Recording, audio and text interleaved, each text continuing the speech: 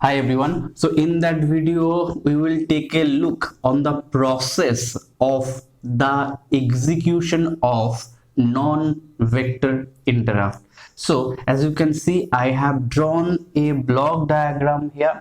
So I would like to say one thing before going to drive into that process. I would like to describe one situation that I have already narrated with you. So as you can see, I have drawn a block diagram here. So this is basically a process mainly. So as you can see, so now suppose you were at home and you were reading a book that I have just written here, simply block diagram.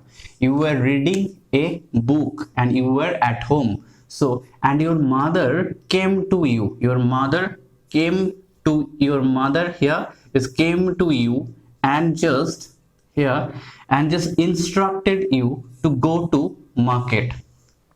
Then at that immediate moment you will give a bookmark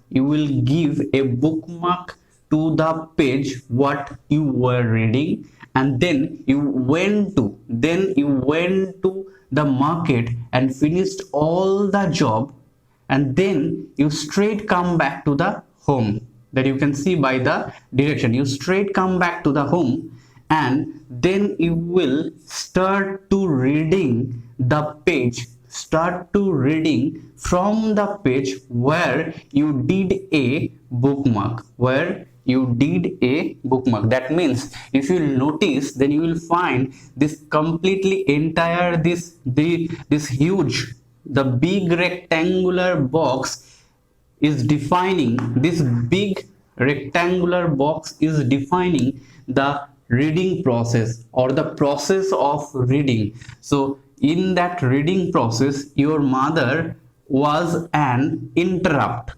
As you can see, your mother came to you and interrupted you. When she interrupted to you and instruct you to do some job, you first perform her job, and when the job was over, then you came back to home and start to doing the thing that you has been or that you have been performing. What you have been performing?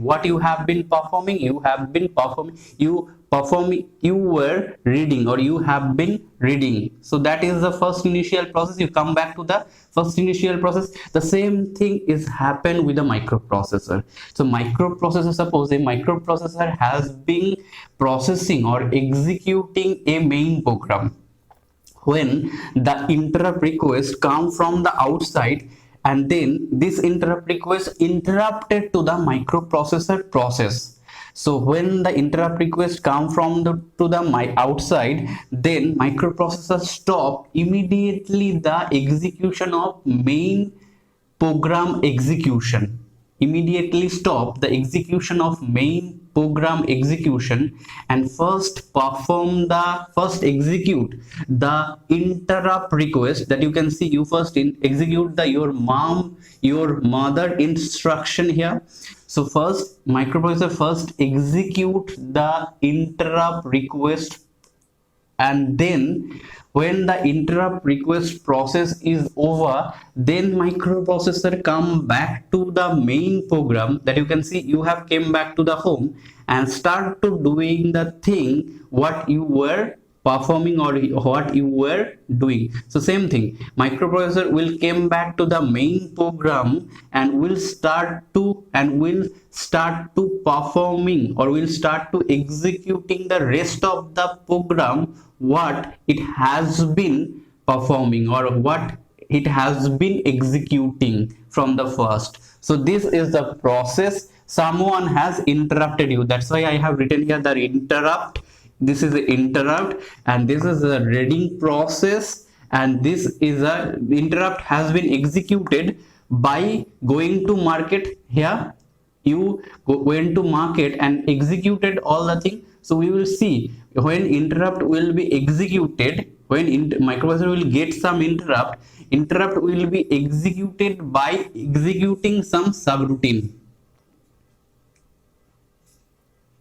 by executing some subroutine in a particular address location. So and again come back to the main program and start to performing rest of the program which were remain to be executed of the perform. So this is a process that I have discussed also before, but due to for the understanding, I have just elaborated again here.